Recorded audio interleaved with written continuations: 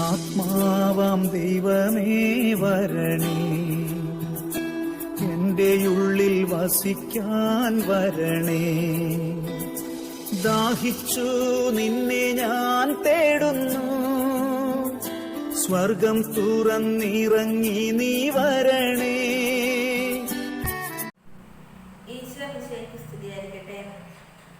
ആദരണീയനായ ആന്റണി പകാനിയച്ചനോടുള്ള നൊവേനയുടെ 8ാം ദിവസം നമുക്ക് ധ്യാന വിഷയമായിരിക്കുന്നത് ധ്യാനത്തിൽ പരിശീലിക്കുന്ന ആത്മാവ് എന്നതാണ്. 16ാം നൂറ്റാണ്ടിൽ ക്രൈസ്തവ സഭയ്ക്ക് ലഭിച്ച ഏറ്റവും വലിയ ദാനമാണ് ഈ വിശുദ്ധൻ.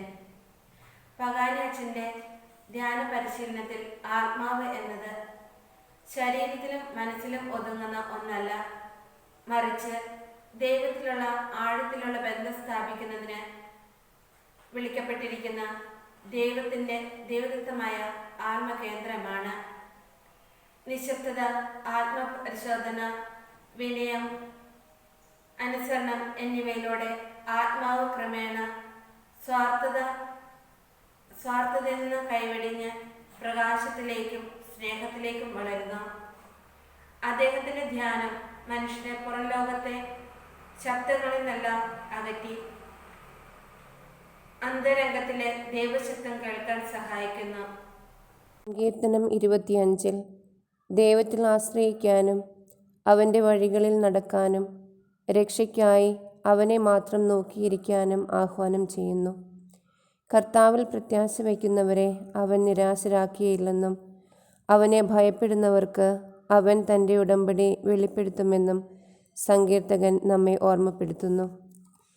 പകാനിയച്ചൻ്റെ കൃതികളിലൂടെ കണ്ണോടിക്കുമ്പോൾ ആത്മാവ് തൻ്റെ രക്ഷയ്ക്ക് ഉപകരിക്കുന്ന കാര്യങ്ങളെക്കുറിച്ച് ധ്യാനിക്കുകയും പുണ്യങ്ങൾ നേടാൻ ആഗ്രഹിക്കുകയും ചെയ്യുമ്പോൾ അത് ക്രമേണ പോഷണം നേടുകയും പുരോഗതി പ്രാപിക്കുകയും ചെയ്യുന്നു. പ്രാർത്ഥിക്കുമ്പോൾ സ്വന്തം മുറിയിൽ കടന്ന് കതകടച്ച് പ്രാർത്ഥിക്കണമെന്ന കർത്താവിൻ്റെ ഉപദേശം ലൗകിക ചിന്തകളിൽ നിന്ന് വിട്ടുമാറി സ്വന്തം ഹൃദയത്തിലേക്ക് പിൻവാങ്ങുന്നതിനെയാണ് അർത്ഥമാക്കുന്നത്. ഹൃദയത്തെ ബാഹ്യമായ കാര്യങ്ങളിൽ നിന്ന് അടച്ചുപൂട്ടുകയും ചിന്തകളെ ഉറപ്പിച്ചു നിർത്തുകയും ചെയ്യുമ്പോഴാണ് ഇത് സാധ്യമാകുന്നത്. അതോടൊപ്പം പ്രാർത്ഥന എന്നത് ദൈവം മുമ്പാകെ സ്വയം സമർപ്പിക്കുക, ദൈവത്തെ സ്തുതിക്കുകയും നന്ദി പറയുകയും ചെയ്യുക, അവൻ്റെ മുമ്പാകെ ജീവിതത്തെക്കുറിച്ച് ചിന്തിക്കാൻ സമയം കണ്ടെത്തുക എന്നിവയൊക്കെയാണ്.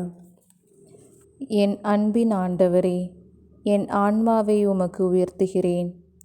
உமது உண்மையின் வழியை எங்களுக்கு போதித்து உமது வழிகளில் நடக்க கிருபை தாரும். எங்கள் இதயத்தை அனைத்தும் விட்டு உம்மிடத்தில் தங்க செய்து உலக ஆசைகளிலிருந்து எங்களை விடுவித்து பரிசுத்தமாக்கியருளும். வாழ்நாளெல்லாம் உம்மை தியானித்து நடக்கவும் உமது உடன்படிக்கையில் விசுவாசமாக நிலைத்து நிற்கவும் உதவி செய்யும். ஆமேன்.